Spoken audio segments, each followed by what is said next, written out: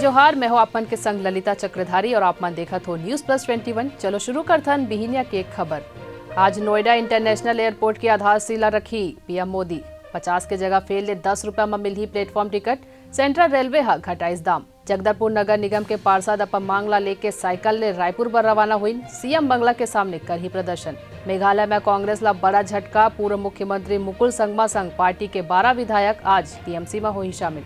Corridor निर्माण पर काशी विश्वनाथ मंदिर के 3 दिन तक नहीं हो सके दर्शन।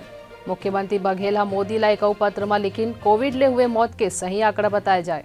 गरीब ला मुफ्त राशन मिलत रही। कैबिनेट है गरीब कल्याण अन्न योजना ला 4 महीना बढ़ाइस। पीएम मोदी ले मिली ममता। त्रिपुरा और बीएसएफ के अधिकार क्षेत्र के मुद्दा उठाइस। भारत न्यूजीलैंड के बीच पहला क्रिकेट टेस्ट मैच कानपुर में खेले जाही। जम्मू कश्मीर में स्कूल प्रिंसिपल ला मारे वाला टीआरएफ कमांडर संग 3 आतंकी ढेर।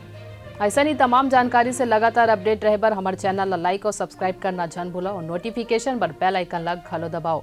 देखत रहो न्यूज प्लस 21 आप मन के हक की बात।